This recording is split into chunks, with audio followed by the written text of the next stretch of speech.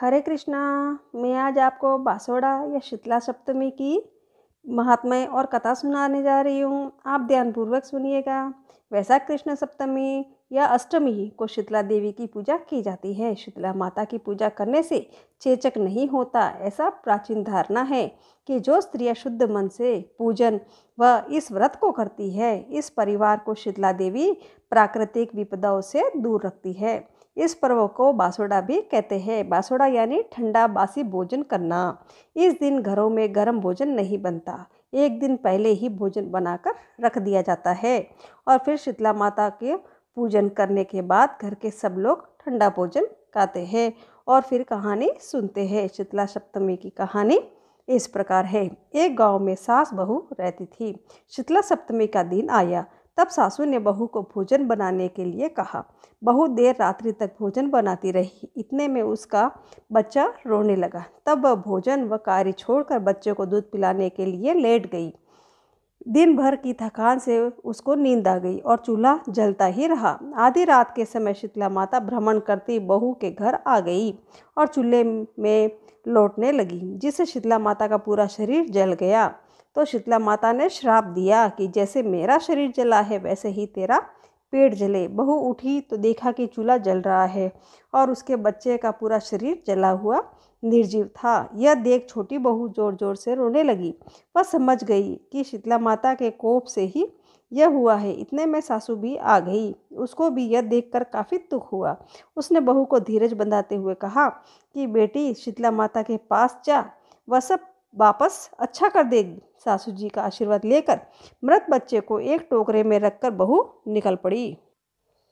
रास्ते में उसे दो तलाई मिली। तलाई में पानी तो काफ़ी भरा था और एक तलाई का पानी दूसरी में जा रहा था, लेकिन जानवर, पशु पक्षी कोई भी इन तलाइयों का पानी नहीं पीता था। भूल से भी पानी पी लेता था, उसकी मृत्यु हो जाती थी।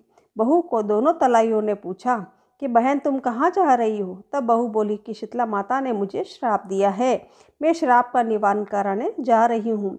यह सुन तलाइयों ने कहा कि बहन, हमारा पानी कोई भी नहीं पीता और जो भी पीता है उसकी मृत्यु हो जाती है। हमने ऐसा कौन सा पाप किया है? हमारे पापों का भी निवारण पूछ लेना। बहू जब आगे चली तो दो सांड मिले, जिनके गले में घंटी के पाठ बंधे थे। ये दोनों हमेशा आपस में लड़ते रहते थे।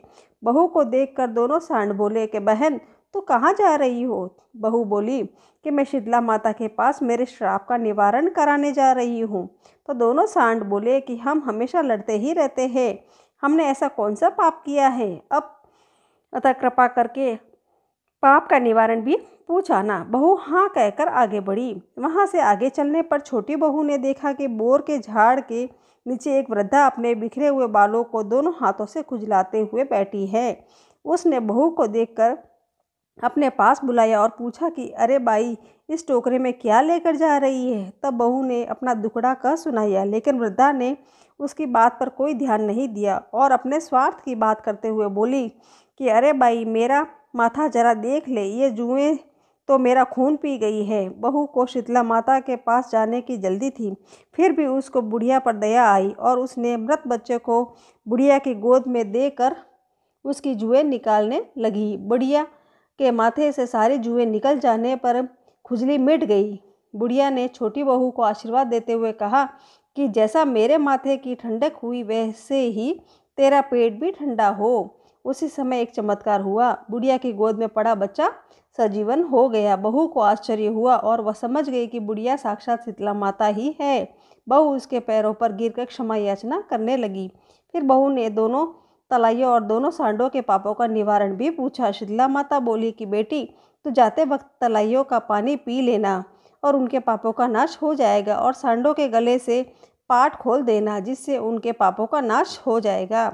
बहू सबके श्राप का निवारण जानकर खुश होकर अपने बच्चे को लेकर वहां से घर को रवाना हुई। इस रास्ते में उनको दोनों सांड मिले। उनके गले की घटी तो पाट खोल दिए, जिससे उनका झगड़ा बंद हो गया।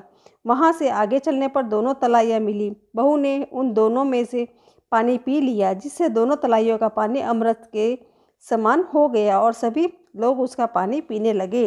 इस तरह बहू अपने बच्चे को लेकर घर आ गई। बच्चे को जीवित देखकर सासू बहुत ही खुश हुई। हे शीतला माता, जैसे बहू को दर्शन दिए वैसे ही संकट काटे, ऐसा ही सभी के संकट दूर करना। बोलो शीतला माता की जय।